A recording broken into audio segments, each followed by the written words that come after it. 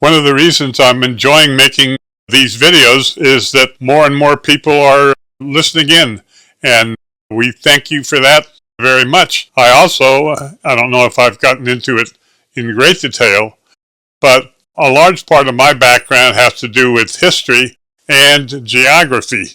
I'm fascinated by geography, and that ties into my request that more of you tell me where you're from, what country or what state in the country are you from in your comments, because this is an area that is of great interest to me.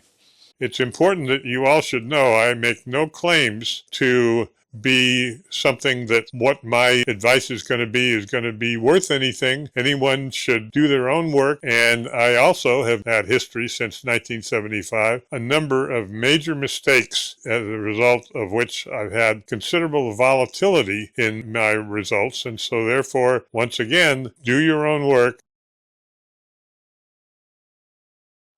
Well, I'm always looking for new, spectacular investment opportunities. And guess what I came across?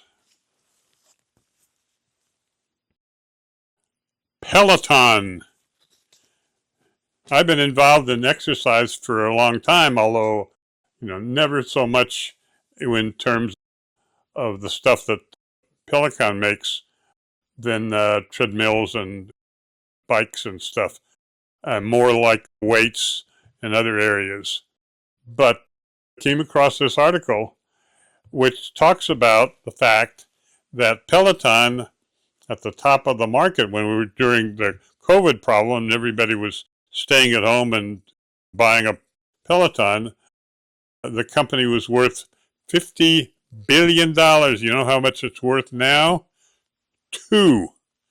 So I'm reading an article and I'm saying, I want to get up to date on Peloton, which it definitely did. They have the new CEO of the company, and he's been there for about a year and talks about what he's doing to turn the company around. There's some good news, which is that he's able to get the company back to profitability. And the other good news in a relative sense is rather than the sales declining by 20%, now the decline is down to much, much less, and hopefully by the end of this year, they will stabilize revenue. Other good news is that the company financially is in a solid position.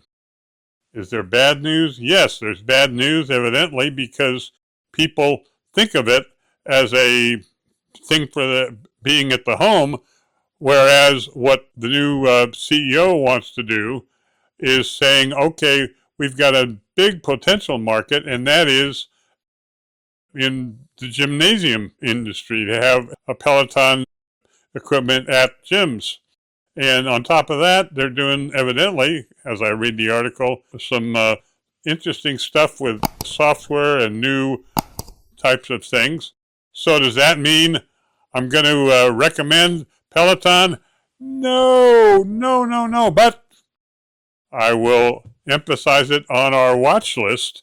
And what are the kind of things I'll be looking for when I do more research? The kind of things will be what are the new areas of business that they're entering? How big are they? A critical thing will be, okay, what's the competitive landscape? How does the equipment that they come up with compare to competitors?